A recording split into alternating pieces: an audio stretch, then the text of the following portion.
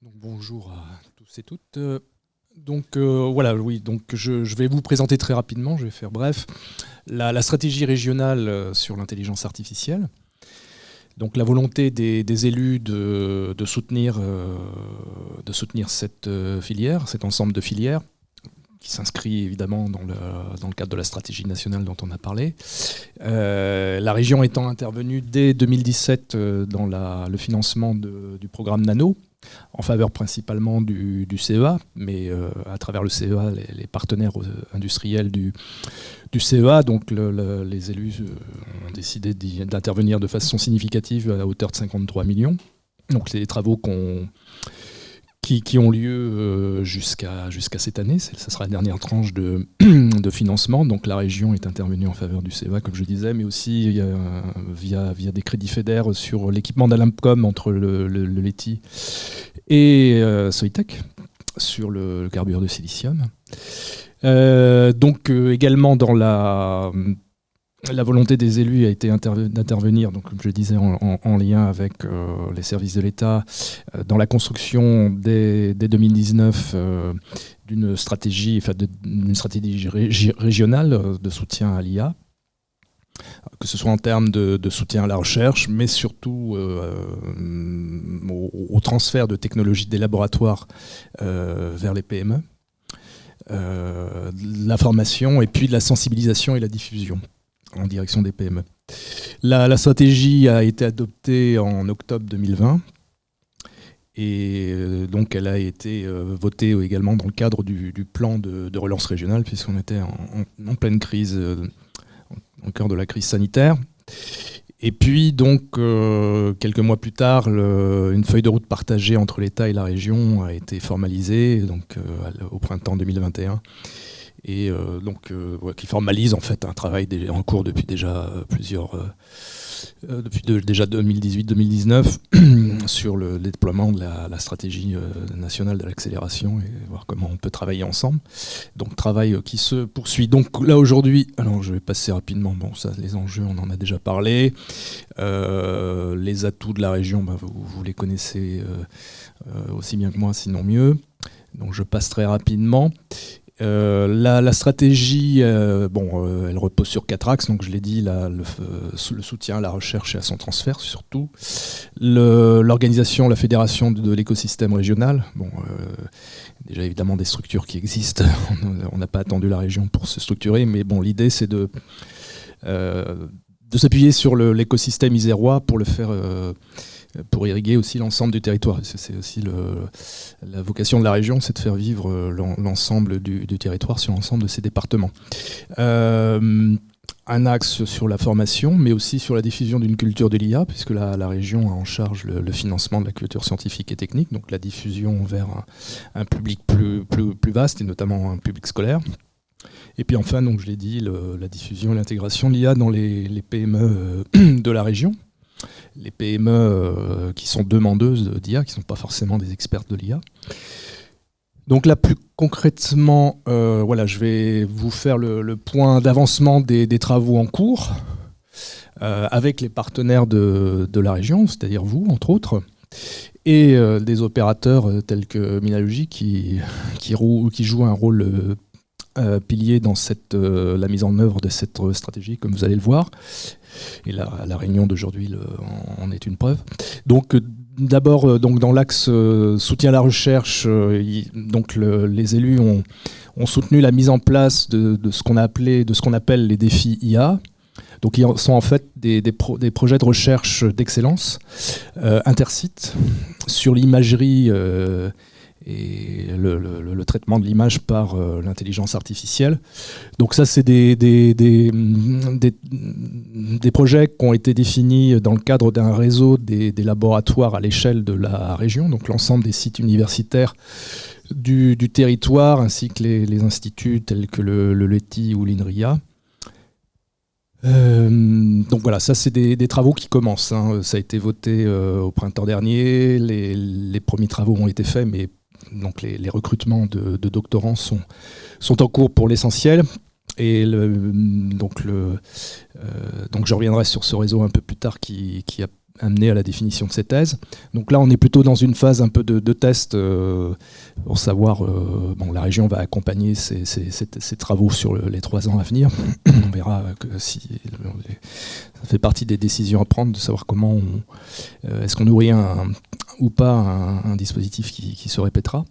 Et puis, donc, autre action importante, c'est le soutien des projets structurants de filières.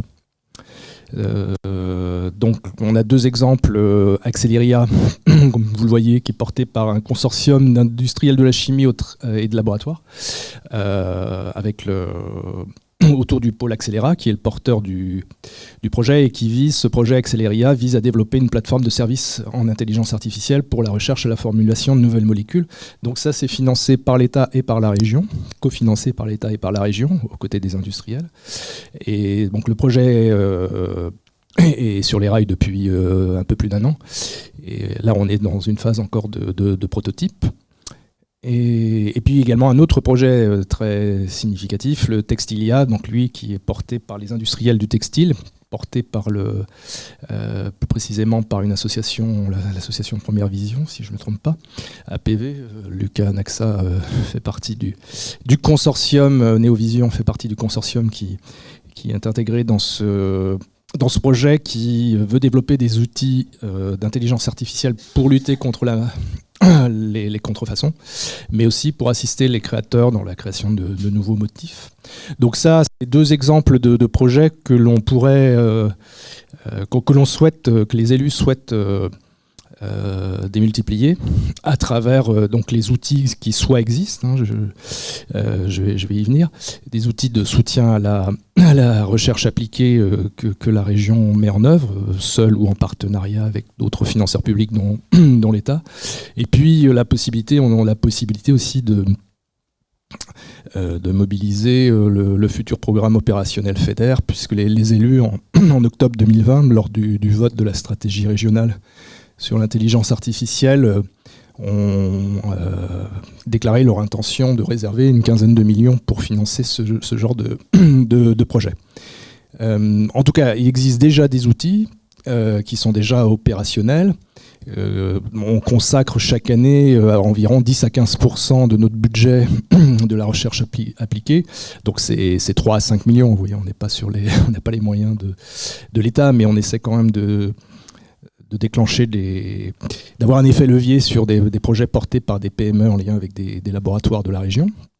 Donc on a un appel à projet que la plupart d'entre vous connaissent ici, c'est le projet R&D Booster, pour des projets collaboratifs impliquant 2 entreprises, et au moins 2 entreprises régionales et un laboratoire, des entreprises de moins de 2000 salariés, avec des mix de subventions et de prêts au zéro. Donc on est sur des projets d'assiettes entre 200 000 et 1 million d'euros, sur des temporalités relativement brèves de 18 à 24 mois. Et puis un programme qui est bien connu, animé par Minalogic, le programme EasyTech, qui n'est pas dédié IA spécifiquement, qui porte sur le numérique de façon générale, le numérique et l'embarqué, mais qui peut évidemment s'adresser à des projets relatifs à l'intelligence artificielle embarquée. Donc il y a déjà des outils, et donc il y a cette possibilité de mobiliser une enveloppe de FEDER supplémentaire, sachant qu'on est dans une phase là de maturation. On est dans la phase de lancement de ce nouveau mandat régional. Et les élus sont en train d'élaborer un schéma intégrateur qui intégrera le schéma régional du développement économique, le schéma régional de l'enseignement supérieur et de la recherche, et le schéma relatif à la formation professionnelle. Donc on retrouve un peu le triptyque dont parlait Renaud Vedel à l'échelle de l'État. Donc là, ce schéma il devrait être présenté aux élus au début de l'été prochain, après une phase de concertation qui est en cours, à laquelle peut-être certains d'entre vous sont associés, puisqu'il y a des ateliers qui vont être ouverts durant ces mois de mars et avril, des ateliers de concertation avec les acteurs économiques et académiques. Donc voilà, donc on est sur une phase à la fois des outils existent et puis d'autres outils pourraient être mis en œuvre, notamment, enfin j'y reviendrai tout à l'heure, en lien aussi avec la stratégie nationale de l'État. Alors, oui, l'autre axe d'intervention, c'est l'organisation de l'écosystème régional, donc à l'échelle de la grande région. Il y a déjà donc des actions qui sont concrètes. Là, vous aurez j'ai mis les liens, donc le Minalogique vous diffusera ce document. Vous pourrez aller, si vous en avez besoin, consulter les documents, les outils qui sont mis à votre disposition. Donc un panorama régional des entreprises de l'intelligence artificielle. Donc il y a 300 entreprises qui ont été à ce jour recensées, qui conçoivent, développent ou intègrent des solutions d'IA. Donc il y a possibilité de se référencer sur ce panorama qui est géré par l'agence Auvergne-Rhône-Alpes Entreprises. Donc le panorama et la cartographie, pardon, ces deux outils, le panorama et puis la cartographie, donc, qui est opérée à la fois par l'agence Auvergne-Rhône-Alpes Entreprises et le campus région du numérique, donc vous avez les liens. Le réseau dont je parlais, le réseau des laboratoires, qui est animé par Minalogique, et où on retrouve, donc, comme je disais, les sites universitaires de la région et les instituts de la région, et qui, ce réseau a été impulsé par l'État et la région, mais l'idée c'est que ce réseau puisse être l'interlocuteur entre autres, l'interlocuteur des financeurs publics pour mettre en avant, labelliser, promouvoir, impulser des projets d'initiatives régionales en matière d'IA, et toujours dans cette optique derrière de transfert vers le monde économique régional, répondre aux besoins d'entreprises qui ne sont pas forcément des experts de l'IA. Le troisième axe, donc, c'est la formation, la diffusion de la culture de l'IA.